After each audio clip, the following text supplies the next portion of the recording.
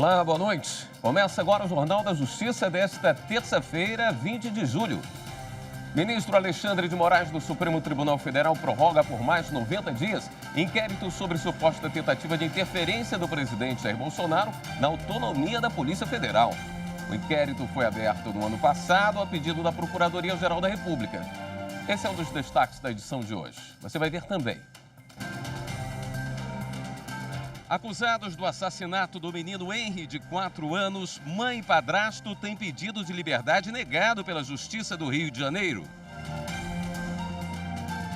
O Ministério Público Federal vai investigar se houve descumprimento de decisão do Supremo em operações policiais no Rio durante a pandemia. E ainda, Justiça de Minas Gerais autoriza idoso que provou não ter anticorpos contra a Covid-19 a tomar uma terceira dose da vacina.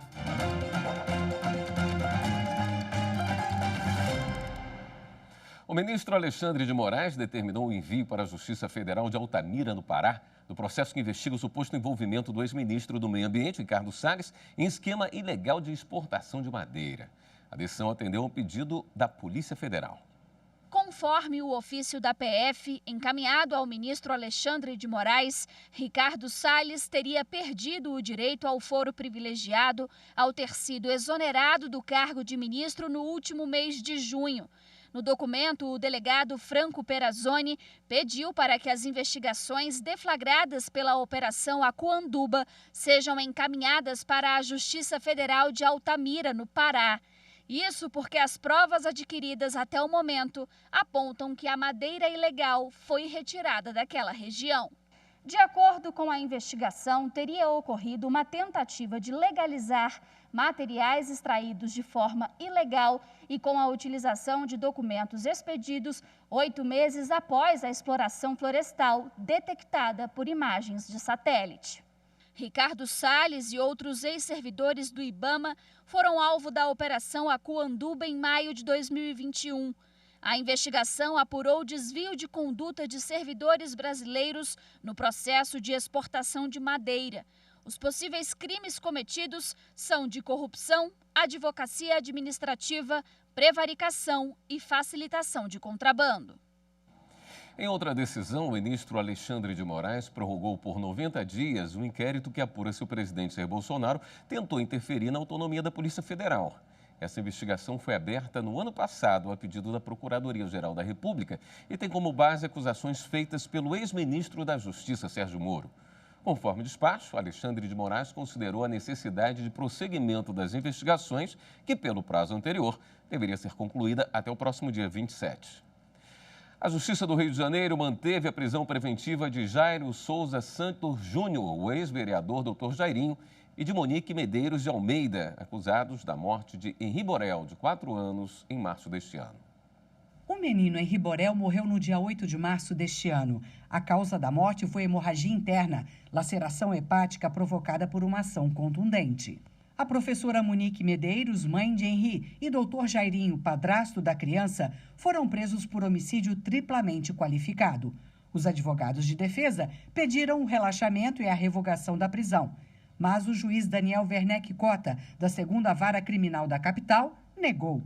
Na decisão, o magistrado escreveu: repise-se que os crimes imputados teriam sido cometidos com extrema covardia e agressividade e, portanto, a liberdade dos acusados poderia causar justificável temor às testemunhas, impedindo seu comparecimento. Ademais, há notícias de anterior coação de testemunhas pelos acusados, que as teriam forçado a mentir e omitir acerca de aspectos relevantes à elucidação do caso, quando foram prestar declarações em sede inquisitorial. O juiz disse que a prisão tem o objetivo de zelar pela tranquilidade das pessoas que vão depor. O processo ainda está na fase inicial e as testemunhas que tiveram contato estreito com os acusados e familiares já estão arroladas. O magistrado também aceitou o pedido do Ministério Público para que o pai de Henri, Leniel Borel, seja ressarcido em R$1,5 milhão pela morte do filho. O pedido de reparação de danos ainda vai ser analisado. O Ministério Público Federal no Rio de Janeiro abriu investigação criminal para apurar se houve descumprimento de decisão do Supremo Tribunal Federal sobre operações policiais durante a pandemia. A 7ª Câmara de Coordenação e Revisão do Ministério Público Federal no Rio de Janeiro abriu investigação contra os governos federal e estadual para analisar se houve descumprimento da ordem do Supremo Tribunal Federal de evitar operações policiais durante o período de pandemia do coronavírus no Rio de Janeiro. A iniciativa foi adotada depois que 29 pessoas morreram durante uma ação da Polícia Civil na comunidade de Jacarezinho, no dia 6 de maio. Entre as medidas, o MPF pediu ao governo estadual um relatório das operações policiais que ocorreram entre abril de 2020 e julho deste ano, e ao IML a relação de vítimas e os laudos com as causas dessas mortes em Jacarezinho. A Polícia Federal também deverá entregar ao Ministério Público um relatório de operações realizadas no Rio de Janeiro. O presidente Jair Bolsonaro afirmou nesta terça-feira que indicou Augusto Aras para um novo mandato como Procurador-Geral da República. O atual mandato vai até setembro e a indicação para mais 2 anos no cargo depende da aprovação do Senado após sabatina e votação no plenário da Casa. Em nota, o PGR disse que se sente honrado com a recondução e reafirmou seu compromisso com a Constituição e as leis do país. Lei que autoriza pagamento adicional de insalubridade a servidores do Distrito Federal é inconstitucional. O entendimento é do Tribunal de Justiça do DF. O projeto de lei que tratava do assunto tinha sido aprovado pela Câmara Legislativa do DF no ano passado. Estabelecia o percentual máximo de adicional de insalubridade aos agentes públicos que atuassem de forma direta no controle, prevenção e atendimento da pandemia de Covid-19. Mas a norma foi vetada pelo governador Ibanez Rocha. Os deputados distritais então derrubaram o veto e promulgaram o texto mesmo assim. O chefe do executivo então acionou a justiça para anular a medida. O argumento é de que a legislação dispõe sobre o regime jurídico dos servidores públicos distritais e estabelece critérios para o pagamento de adicional, independentemente de perícia nos locais de trabalho e elaboração de laudos técnicos, o que afronta o princípio da separação dos poderes. Além disso, a lei aumenta gastos públicos e vai de encontro à lei orgânica do DF. Já a Câmara Legislativa alegava que a competência para legislar sobre proteção e defesa da saúde concorrente com a União está inserida na definição de proteção à saúde de interesse local, que significa a adoção de medidas de redução de riscos de doenças. Já para a Procuradoria-Geral do DF, a lei é inconstitucional porque trata de regras específicas sobre servidores públicos, interferindo em atribuição exclusiva do Poder Executivo, além de aumentar os gastos sem previsão orçamentária. O Ministério Público do DF também se manifestou pela inconstitucionalidade da lei. Ao analisar o caso, o desembargador relator destacou que compete privativamente ao governador do Distrito Federal a iniciativa de leis que disponham sobre servidores públicos do DF, seu regime jurídico, provimento de cargos, estabilidade e aposentadoria, como prevê a lei. O entendimento foi seguido pelos demais e, por unanimidade, o TJDF decidiu que a lei é inconstitucional porque afronta o princípio da separação dos poderes. E hoje a gente continua com a nossa retrospectiva dos julgamentos do Supremo Tribunal Federal no primeiro semestre. Quem traz os destaques é Karina Zucolotto, consultora jurídica da TV Justiça. Olá, boa noite. Dando sequência à nossa retrospectiva dos julgamentos realizados nesse primeiro semestre de 2021 no plenário do Supremo Tribunal Federal, vamos falar da ação direta de inconstitucionalidade em que os ministros decidiram que as patentes concedidas a produtos e processos farmacêuticos, equipamentos e materiais de uso em saúde não podem ter o prazo estendido previsto no parágrafo único do artigo 40 da chamada Lei das Patentes, a Lei de Propriedade Industrial. Os ministros consideraram que essa decisão vale para as patentes de medicamentos e, com relação às outras patentes que continuam vigentes por prazo estendido, elas deverão ser mantidas. E essa modulação dos efeitos ficou determinado no julgamento, que passaria a valer a partir da publicação da ata do julgamento, que se deu em 14 de maio de 2021. Os ministros consideraram que essa possibilidade de prorrogação por prazo indeterminado das patentes no Brasil, que era possibilitada por esse parágrafo único, violaria diversos princípios constitucionais, como o princípio da segurança jurídica, da ordem econômica, da eficiência da administração pública e ainda o direito à saúde. E nesse sentido, deve prevalecer no ordenamento jurídico o prazo máximo de patentes previsto no artigo 40 dessa Lei de Propriedade Industrial, que é de 20 anos para invenções e 15 anos para modelos de utilidade. Não obstante a ação tenha sido proposta em 2016, em abril deste ano, o ministro Dias Toffoli, relator da ação, deferia um pedido de medida liminar feito pelo Procurador-Geral da República em razão da pandemia causada pelo coronavírus. De acordo com o Procurador-Geral da República, enquanto essas patentes de medicamentos concedidas com a possibilidade de extensão de prazo e elas ficassem nas mãos de grandes laboratórios, a indústria farmacêutica não teria como produzir, por exemplo, medicamentos genéricos para o combate ao coronavírus e as suas variantes. E com isso, foi solicitada a medida liminar. Após 5 longas sessões no plenário do Supremo Tribunal Federal, os ministros concluíram esse julgamento sobre as patentes, não só dos medicamentos, mas em todo o Brasil, declarando, portanto, a inconstitucionalidade deste parágrafo único do artigo 40 da Lei da Propriedade Industrial. E amanhã, no Jornal da Justiça, segunda edição, a gente continua com a nossa retrospectiva e vamos falar um pouquinho sobre o julgamento que envolveu a chamada execução invertida. Não perca! E veja a seguir, operação da Polícia Federal combate fraudes no recebimento do auxílio emergencial. Voltamos em instantes.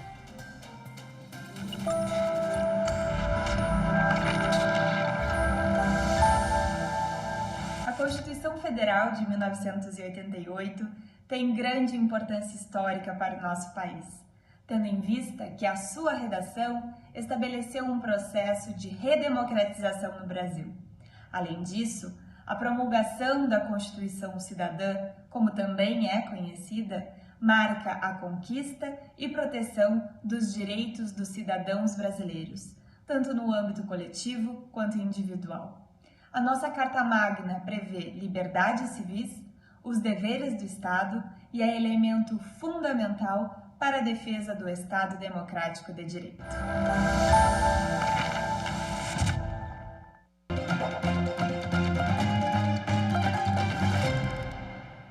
Foi deflagrada hoje, com autorização da Justiça, a Operação Ego para combater fraudes no recebimento do auxílio emergencial. Os mandados foram cumpridos no Amapá e no Paraguai. Cerca de 30 policiais federais cumpriram 7 mandados de busca e apreensão em Macapá, no Amapá, e um mandado de busca e apreensão no Paraguai. O objetivo da operação foi combater fraudes no auxílio emergencial.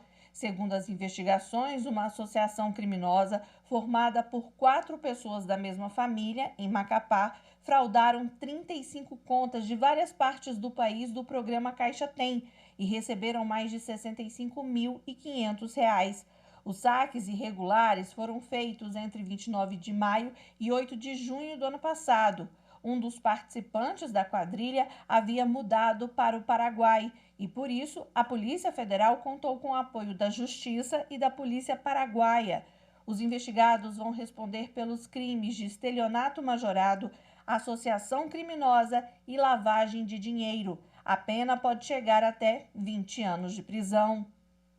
O presidente do Superior Tribunal de Justiça, ministro Humberto Martins, suspendeu a ordem para que TV Record revele os dados dos editores de um programa jornalístico em inquérito sobre calúnia. O inquérito foi aberto para apurar possível ocorrência de calúnia em reportagem veiculada pelo programa Cidade Alerta em 2018. O juízo de primeiro grau determinou que a emissora identificasse o editor-chefe e o editor executivo responsáveis pela matéria para que fossem ouvidos no inquérito. A TV Record impetrou o mandado de segurança no Tribunal de Justiça de São Paulo, mas a ordem judicial foi mantida. No pedido de tutela provisória de urgência submetido ao STJ, a Record alegou o direito de não se autoincriminar e pediu a concessão de efeito suspensivo ao seu recurso contra o acórdão do Tribunal Paulista. Segundo a emissora, a produção de uma prova ou de um elemento informativo que viole direitos fundamentais é de extrema gravidade.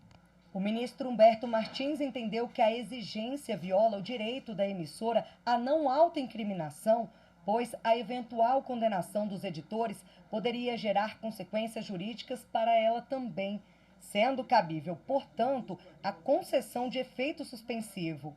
Com a decisão de deferir o pedido de tutela provisória de urgência, fica suspensa a ordem para a emissora fornecer os dados dos editores até posterior deliberação no recurso em mandado de segurança interposto ao STJ. O STJ condenou o Estado do Rio de Janeiro a repor mais de 180 milhões de reais não aplicados na saúde em 2005. A segunda turma do STJ condenou o Estado do Rio de Janeiro a aplicar 183 milhões e 500 mil reais em programas e ações de saúde para reparar o dano causado pela não alocação do valor mínimo de recursos em 2005 para a área da saúde. O colegiado também condenou a União a só repassar verbas do Fundo de Participação dos Estados e de Transferências Voluntárias para o Rio de Janeiro, mediante o cumprimento da obrigação. A decisão foi tomada no julgamento do recurso do Ministério Público Federal, que, em ação civil pública, pediu a condenação do Estado a repor o dinheiro não aplicado na saúde. O juízo de primeiro grau acolheu o pedido, mas o Tribunal de Justiça do Rio de Janeiro reduziu o valor para 18 milhões e 300 mil reais, equivalente a 10% do que deixou de ser destinado à saúde, e afastou a condenação à União de condicionar os repasses ao município à comprovação da aplicação de recursos. Para o relator no STJ, ministro Herman Benjamin, se determinado valor deveria, por força de norma constitucional, ter sido aplicado na saúde e o Estado alocou para programas diversos, a devolução da totalidade da diferença à área de origem deve ser efetivada como forma de restaurar a ordem pública. O ministro lembrou ainda que compete à União fiscalizar a alocação das verbas por ela repassadas aos estados com destinação certa e identificada, e que também é a sua atribuição constitucional de, diante das inobservâncias de tais normas, deixar de repassar os valores referentes ao Fundo de Participação dos Estados. E no próximo bloco, Justiça de Minas Gerais autoriza idoso que provou não ter anticorpos contra a Covid-19 a tomar uma terceira dose da vacina. Voltamos já.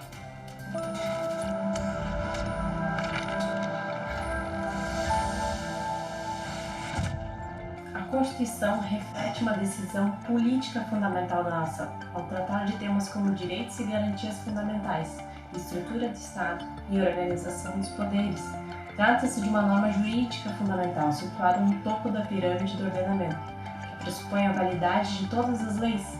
É a manifestação do poder constituinte originário, que revela sua força normativa ao ordenar todo o contexto social e político de uma nação.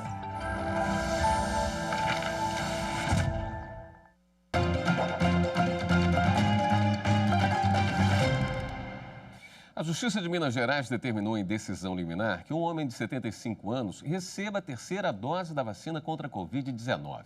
O magistrado levou em consideração o teste de sorologia com anticorpos negativos e um relatório médico apresentado pelo idoso. O idoso tomou 2 doses da vacina Coronavac em março e abril. 40 dias após a segunda aplicação, fez os exames de sorologia, que apontaram ausência de anticorpos. O idoso tem problemas cardíacos e é hipertenso. Faz parte do grupo de risco. O relatório médico recomendou que ele deve tomar uma nova dose de vacina diferente, já que não desenvolveu imunidade e seria contraindicado o uso da AstraZeneca devido ao risco de trombose. Ele protocolou 2 pedidos à Secretaria de Saúde de Guaxupé, mas não recebeu nenhuma resposta. Foi quando acionou a Justiça.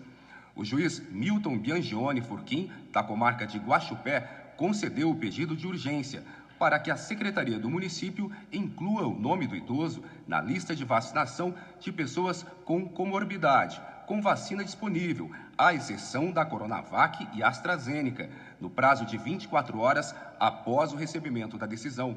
Caso não esteja disponível outra marca de vacina, o homem poderá aguardar o município receber o imunizante. Se a prefeitura não cumprir a decisão, terá de pagar multa diária de R$ 1.000. Os ministros do TST decidiram que a concessão de medidas emergenciais de proteção contra a Covid-19 depende de acordo dos sindicatos de empregados e empregadores. A decisão foi tomada durante o julgamento de um recurso do Ministério Público do Trabalho que buscava o estabelecimento de cláusulas emergenciais de proteção contra a Covid para técnicos e auxiliares de enfermagem e empregados em empresas de saúde do Grande ABC, em São Paulo. Os profissionais de saúde pediam que fossem adotadas medidas de emergência aos trabalhadores do grupo de risco, como afastamento sem prejuízo de seus vencimentos e do contrato de trabalho, fornecimento de equipamentos de proteção individual e aplicação de testes para a detecção do coronavírus. O Tribunal Regional do Trabalho da 2ª Região em São Paulo julgou os pedidos improcedentes, por entender que o afastamento indiscriminado dos profissionais do grupo de risco comprometeria a estrutura da atividade hospitalar. O TRT também reconheceu a importância dos EPIs, mas entendeu que não houve comprovação de recusa no fornecimento, mas sim de falta de insumos no mercado, não sendo justo ou razoável a obrigação imposta e a responsabilização patronal. O Ministério Público do Trabalho recorreu da decisão. No recurso ao TST, o MPT pedia a concessão de tutela de urgência, apontando a resistência do sindicato patronal à negociação e à implementação das medidas preventivas requeridas. O relator do recurso na SDC, ministro Ives Gandra Filho, explicou que, conforme prevê a Constituição, a ausência de comum acordo para ajuizamento do dissídio coletivo impede o acolhimento da pretensão. O artigo 114, parágrafo 2º da Constituição da República, faculta às partes, de comum acordo, o ajuizamento de dissídio coletivo de natureza econômica, podendo a Justiça do Trabalho decidir o conflito sem esse requisito no caso de ocorrência de greve. Com base nesse dispositivo, a jurisprudência da SDC é de que o comum acordo é indispensável à instauração do dissídio coletivo. O Supremo Tribunal Federal julgou constitucional a exigência de anuência mútua das partes para o ajuizamento do dissídio. A decisão foi unânime. O Jornal da Justiça fica por aqui. Para você, uma ótima noite. Até amanhã.